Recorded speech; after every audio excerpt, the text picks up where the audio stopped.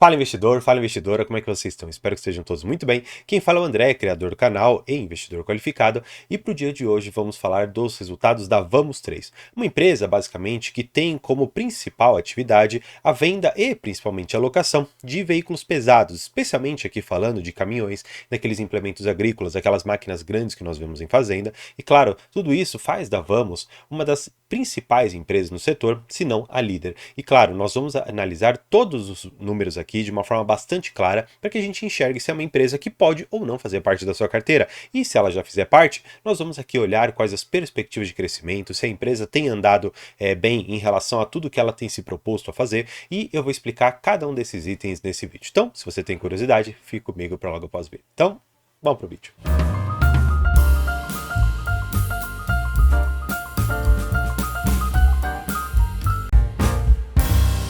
Bem, como eu iniciei dizendo aqui para vocês, realmente é uma empresa, basicamente, você vai ver aqui, tem a questão dos tratores, empilhadeiras, alguns caminhões específicos, caminhões realmente de frete, né, aqui para puxar carga. Enfim, basicamente é uma empresa que ela faz a locação desse tipo de implemento aqui, vocês vão poder ver nas fotos, tá bom? Ela faz também, não só a locação, mas ela também faz a venda desses ativos a depender do caso. É bom e assim você pode usar essa mesma lógica para algumas empresas do setor, como por exemplo Movida, Localiza, que são empresas que elas acabam comprando muitos desses implementos aqui, vamos dizer assim, no varejo e acabam vendendo no atacado, ou seja, elas compram uma quantidade maior por um preço que consequentemente acaba sendo mais baixo e depois elas conseguem repassar esse valor até uma forma maior na hora que elas vão fazer a venda, tá bom? Bem, mas vamos realmente aqui para o que importa. Eu fiz algumas anotações, como eu ando fazendo nesses resultados, tá? Basicamente, eu pego aqui todo o documento, eu vou item por item, e eu vou marcando aquilo que me chama mais atenção, para que eu possa trazer aqui para você e a gente consiga realmente analisar o quanto que a empresa ela é boa ou não, tá bom? Vamos lá. O que eu gostaria de início trazer para vocês? A questão da receita líquida consolidada, ou seja, tudo que a empresa faturou. Basicamente, aqui no consolidado, ela trouxe 1,4 bi, né? Nesse terceiro TRI de 2023, que é 7,5% maior do que do ano passado e 31% maior do que nos 9 meses. Ou seja, o que isso aqui, de uma certa maneira, me direciona? Dizendo que nós estamos num momento da economia em que a locação de caminhões ela está sendo muito mais demandada. E exatamente por conta dessa demanda mais forte que nós vemos números como esses. Um aumento aqui nos 9 meses, comparados com o de 2022, de 31%, quase 32%. Ou seja, é muita coisa que nós temos aqui. Outra coisa que eu gostaria de trabalhar com vocês e que é muito importante você conhecer esse dado, porque especialmente para aquelas empresas que locam veículos ou que locam qualquer tipo de equipamentos, você deve se atentar para o EBIT e para o EBITDA. Por quê? O que significa o EBIT e o EBITDA? Significam os ganhos antes, por exemplo, de impostos, antes de tributos, antes de depreciação e antes de amortização. Qual que é o ponto? Quando você compra um carro, normalmente as pessoas falam o seguinte: você saiu da locadora, você já perdeu 20, 30% do valor do carro. Quando você roda os seus primeiros 10 mil quilômetros, você perde mais tanto do valor do carro. Os seus 40 mil quilômetros, mais tanto. E essa é a depreciação que você vai tendo no bem. E, naturalmente, um veículo de carga, exatamente como aqui um caminhão, ele tem essa rodagem muito alta, ela tem uma quilometragem muito alta, que faz com que a depreciação do próprio bem seja muito alta. E o que acontece? Quando você não considera a depreciação, você tem um valor específico. Ou seja, você tem um ganho, supostamente, ali para a empresa. Quando você considera essa depreciação na conta, você já passa para um valor muito maior. Olha só, se você for pegar aqui a questão do EBIT e do EBITDA, você vai realmente enxergar essa diferença. Que aqui houve um atingimento, basicamente, desse lucro operacional, EBIT, de 1,6 bi. Ou seja, aqui a gente não está, de uma certa maneira, considerando a depreciação em toda a nossa colocação, tá bom? E aqui já no EBITDA, por mais que seja antes, mas aqui ele já vai fazer algumas considerações a respeito desse tema, e exatamente por isso que nós temos essa diferença, tá bom? Qual que é o ponto? Normalmente a gente tem o EBITDA, e aí depois que a gente normalmente coloca o EBIT, para a gente realmente ter uma noção de quanto que é depreciação ela acaba afetando. E isso é um item muito importante da gente olhar, porque essa questão da frota, essa questão realmente de você ter uma redução por conta dessa depreciação, mas que não é o efeito caixa, é importante para a empresa. Melhor dizendo, para que a gente entenda essa questão de uma forma muito mais clara, tá? Quando você tem o caminhão, você tem a depreciação, mas não quer dizer exatamente que você teve algum gasto com esse caminhão para você talvez reformá-lo, para você colocar uma peça nova, coisa assim do gênero. Só que você tem um efeito contábil. E isso é importante para que depois, lá no demonstrativo de fluxo de caixa, a gente consiga entender o quanto que você teve de depreciação e quanto que você teve que fazer de CAPEX de manutenção, ou seja, de investimentos para manutenção daquela frota que você tem, para que a gente enxergue se a depreciação ela é parecida com o CAPEX que a gente precisa empregar, tá bom? Vamos lá. Outra coisa que é extremamente importante nessa empresa, o que acontece? Em 2022 e especialmente também em 2021, ela fez aquisição de muitos caminhões, muitos implementos agrícolas, e o que fez com que a dívida subisse bastante. Só que essa dívida anda caindo por conta de um EBITDA bastante forte. Se você for perceber, o EBITDA aqui estava em basicamente 682, com aumento de 47% no acumulado aqui, atingindo 2 bi, ou seja, aqui nos 9 meses de 2023, nós já alcançamos 2 bi de EBITDA, tendo que nesse terceiro trimestre de 2023, nós atingimos 682 milhões de reais em EBITDA. Isso é muito interessante, tá bom? Interessante, outra coisa a você notar, é a questão do ROIC, ou seja, o retorno sobre o investment capital, ou basicamente o retorno sobre o capital que você investiu ali na empresa.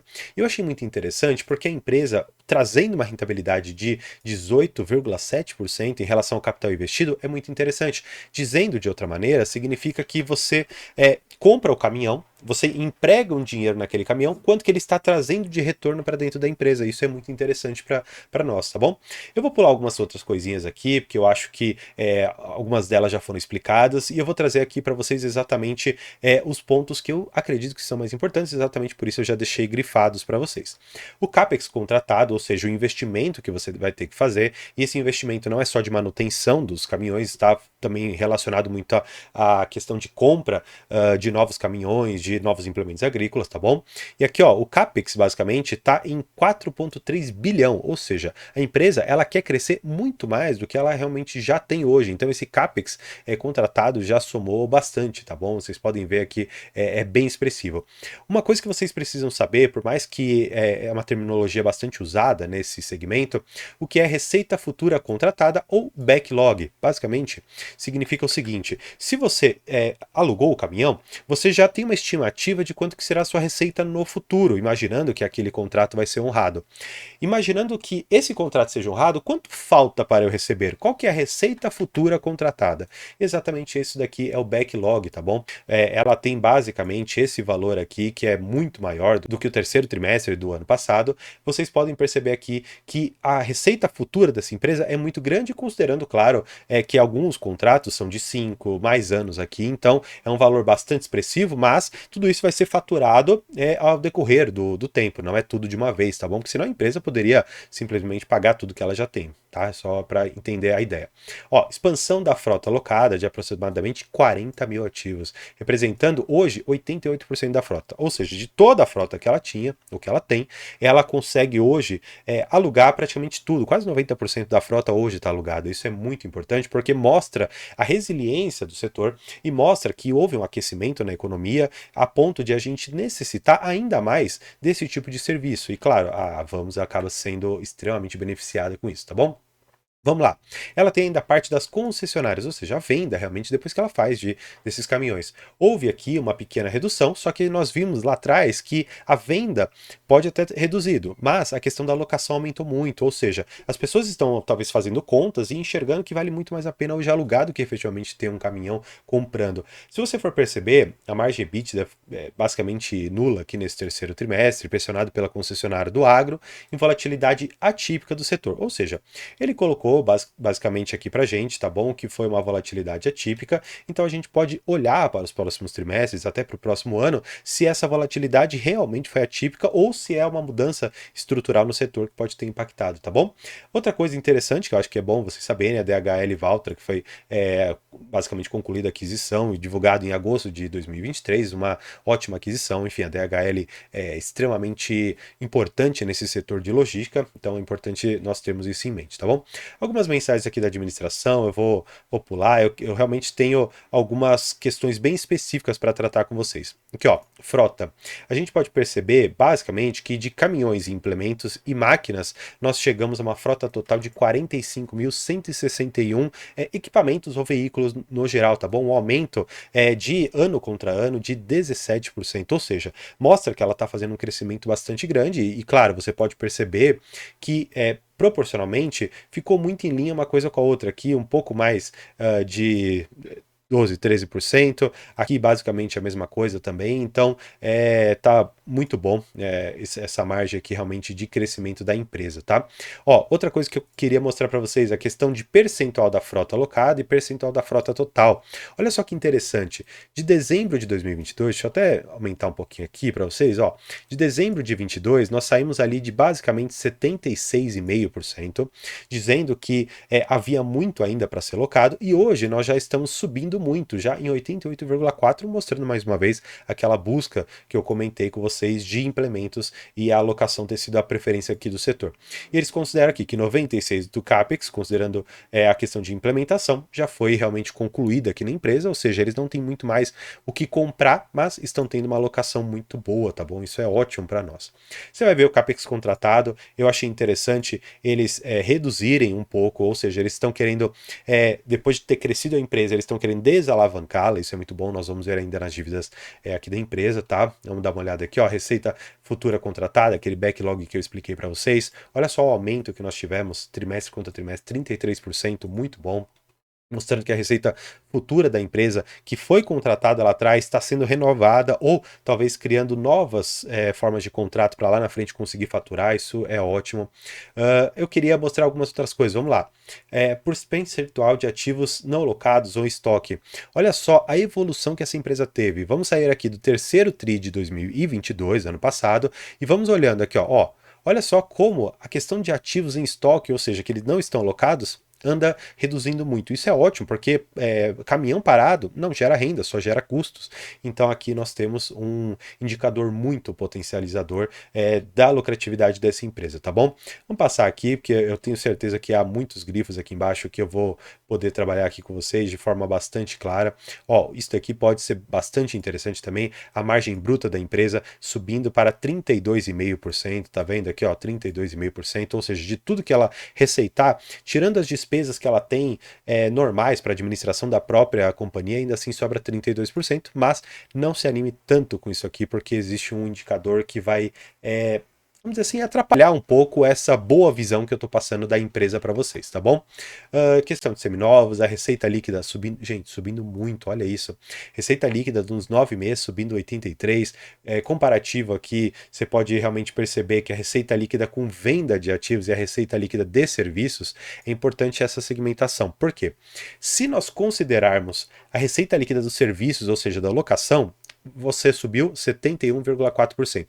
Para mim, essa é a melhor. Porque na medida que você vende algum ativo, aquilo lá não é um não recorrente, porque ainda faz parte do business da empresa, mas não é algo que é provável de se repetir, e é exatamente por isso que quando eu vejo um crescimento assim, não me soa tão interessante se a empresa não conseguir repor o estoque que ela tem. Então não adianta ela fazer uma venda muito bem feita e não ter um estoque para depois conseguir repor aqui para alocação de novos, para que esses que já estão rodando irem para venda no futuro e ela conseguir fazer esse giro de forma eficiente. Então eu sempre gosto de ver algum investimento nesse sentido, de trocar as frotas mais antigas e colocar algumas mais novas, tá bom?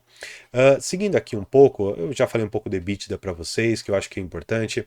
Eu acho que eu realmente vou já para a parte dos números, aqui embaixo, que a gente vai poder perceber mesmo na DRE, no fluxo de caixa, que é uma empresa bastante intensiva em capital. Deixa eu puxar aqui para vocês para ficar mais fácil, porque ele começa a abrir muito de cada um dos setores, enfim.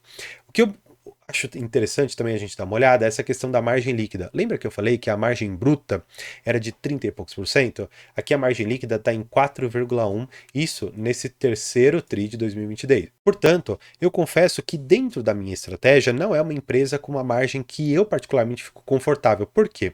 Quando você tem uma margem muito espremida, e é normal em alguns setores, então isso não torna a empresa ruim, só é bem setorial, ela não tem uma margem para ela trabalhar um erro ou para ela, enfim, se arriscar um pouco mais, porque como a margem acaba sendo muito comprimida, nós acabamos por ficar um pouco reféns de uma boa gestão. E eu prefiro empresas que são menos dependentes da gestão e muito mais dependentes do próprio negócio. Claro, eu sei que a gestão da Vamos está fazendo um ótimo trabalho, mas em especial aqui para essa margem líquida eu quero fazer um especial adendo. Quando eu pego uma margem líquida abaixo de 10%, até no livro do Warren Buffett, né, na verdade, que foi ali prefaciado por ele, ele fala o seguinte: empresas com margem líquida acima de 10% significam um diferencial competitivo ou uma margem de entrada, uma barreira de entrada muito grande. E aqui na Vamos eu não consigo enxergar nenhum desses dois, tá bom? O diferencial competitivo pode ser a boa gestão da empresa, mas não existe uma barreira de entrada tão grande, apesar de o investimento inicial ser muito alto, tá bom? O endividamento da empresa, gente, isso é muito importante. Ela estava aqui no segundo TRI de 2023 com 3 vezes meia o EBITDA, ou seja, precisaria de 3 anos e meio praticamente para pagar toda a dívida líquida que ela tem, que está aqui hoje em 8 bi 727. Se você for perceber, não houve uma redução muito significativa para a gente perder esses 0,3 vezes aqui, tá bom? Essa diferença de um para o outro. Mas o que acontece? O EBITDA subiu muito, mostrando que a empresa está num bom segmento, mostrando que ela está fazendo um bom trabalho, e isso faz com que a margem realmente aqui de dívida da empresa, o que come de lucro da empresa, tenha caído bastante. E aqui você pode perceber que a dívida líquida sobre EBITDA anualizada, tá bom, já está em 3,19 vezes. Então é um indicador bastante legal. Aqui você pode ver também a questão da dívida líquida, exatamente os valores, né, que ela tem, a questão de quanto que é com fornecedores, com dívida líquida e fornecedores, ou seja, muita coisa realmente é impactada aqui nessa empresa por conta do endividamento e de uma margem um pouco mais baixa. Em relação à amortização da dívida, para esse ano de 2023 e 2024, nós estamos com um caixa bastante interessante, ou seja, a gente já consegue pagar tudo. Agora, 2025 e 2026 vão ser anos-chave para mim, afinal de contas, aqui com 1,3 e 2,2 bi, nós vamos ter uma grande pressão sobre a empresa. E na medida em que você compreender que essa pressão ela vai ocorrer, talvez seja interessante você se posicionar num outro sentido na sua carteira, tá bom? Vamos aqui para alguns outros indicadores que eu acho que são interessantes, a questão do ROIC, que eu já comentei com vocês. Ó, o EBITDA, gente, isso é muito importante. Por quê? O EBITDA é muito parecido, como eu falei, com a geração de caixa da empresa. E quando a gente analisa esse indicador, vendo que de 2019 até esses últimos 12 meses de 2023, nós tivemos um aumento de 7 vezes o EBITDA, ou seja, é muita coisa. A empresa, em basicamente aqui 4 anos, quase 5 anos, ela conseguiu crescer aqui 7 vezes, é muita coisa. Então, é importante nós procurarmos empresas que trazem esse crescimento explosivo e que estão num segmento bom, tá bom? Isso é fundamental. A DRE por segmento eu não vou tratar, eu quero realmente falar aqui com vocês do demonstrativo de fluxo de caixa, tá?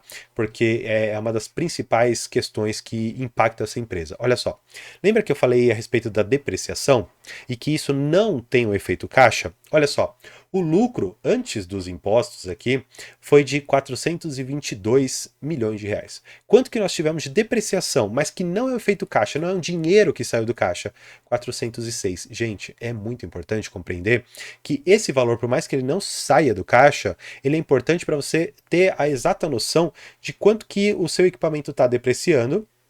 E que, claro, isso tem um efeito lá na frente na questão de manutenção. Só que é interessante você notar o quanto que isso impacta no lucro da empresa, quando você faz o reajuste de tudo isso. Então, é muito importante entender a questão da atividade operacional dessa empresa e ver que a depreciação e a amortização impactam muito, tá bom? Você vai poder perceber o porquê que houve um impacto interessante no total de fluxo operacional da empresa. Aqui, juros e variação monetária foi muito benéfico para a empresa, trazendo 1 bi, então um valor bastante expressivo para dentro da empresa. Que mais que você precisa enxergar? A questão com fornecedores, eles gastam bastante com fornecedores, sai aqui da empresa 2 bi basicamente por trimestre, que eles colocam aqui, ó, nos 9 meses de 2023, perdão, nos 9 meses de 2023, 2 bi eles gastam.